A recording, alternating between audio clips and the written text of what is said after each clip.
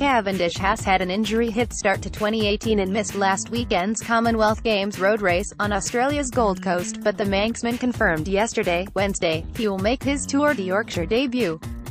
Cavendish said, "I'm delighted to have recovered sufficiently from my injuries at Milan-San Remo to be back racing sooner than I initially thought, and what better way to do that than at what could be described as a home race for me, the Tour de Yorkshire," he added. "My mother's from Harrogate, and obviously the last time I raced things didn't go that great for me in the 2014 Tour de France, but one thing I do remember is the incredible crowds, and I know that the Tour de Yorkshire always provides.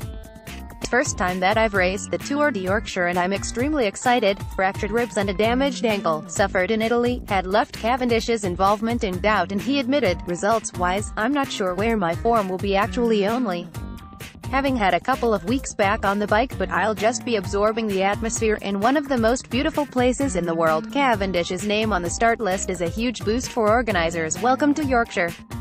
Chief Executive Sir Gary Verity enthused, "Mark is a living legend in the world of cycling, and we're over the moon that he will be competing at the Tour de Yorkshire next month. His crash in Italy looked really serious, but he's such a tough, tenacious character, and we're thrilled he's been able to make such a speedy recovery. I'm sure Mark will have his eyes on at least two of the stages on this year's route, and we can't wait to see him launch his trademark sprint.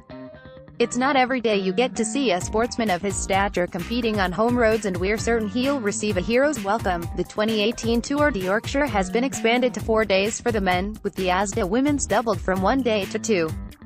Thousands of fans are expected to line the roadside in the Wetherby area on Stage 2W, and the race will pass through Barwick, Scholes, Thorner, East Keswick and Harewood. Stage 1, on Thursday, May 3rd, is from Beverley to Doncaster, with Stage 2 taking the riders from Barnsley to a summit finish, the first in the race's history, on Ilkley's famous Cow and Calf. Saturday the riders will begin in Richmond and head to a sprint finish on the seafront at Scarborough before the race is decided, with a final leg from Halifax to the Hedgerow, in Leeds, finishing on the same spot which marked the start line of the 2014 Tour de France. Stage 2 of the men's race covers 149 kilometers (92.6 miles), and will follow the women, who race over 124 kilometers (77.1 miles). The men's peloton will start outside Barnsley's Town Hall at 2:20 p.m. and head towards Penistone, 2:44 p.m. The first mountains classification points are up for grabs on Blacker Hill at 3:10 p.m.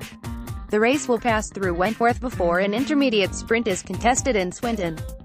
There is a second intermediate sprint in Scholes at 4:55 p.m. and Harewood House, 5:15 p.m., also makes an appearance prior to the classified Côte d'Old Bank climb at 5:33 p.m. The route will then pass through Otley and Ilkley, 5:37 p.m. and 5:51 p.m. respectively, before reaching the Cow and Calf at 5:57 p.m. In an added twist, King of the Mountains points will also be on offer before the stage winner is crowned on top of this iconic Yorkshire climb. The women will start in Barnsley at 9 a.m. and follow the exact same route as the men from Weirsborough at 9:10 a.m. The riders will tackle the Côte de Blacker Hill at 9:17 a.m. and the first intermediate sprint in Swinton at 9:38 a.m. The second sprint, in Scholes, comes at 11:19 a.m. before the Old Pool Bank climb at 12:04 p.m. The winner of the race should be crowned at about 12:32 p.m.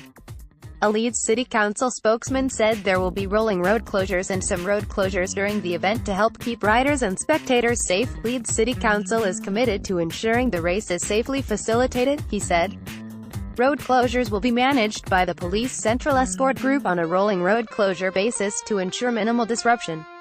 To help safely facilitate the race for both riders and spectators at key sporting stages of the race, however, some longer-term road closures may be required.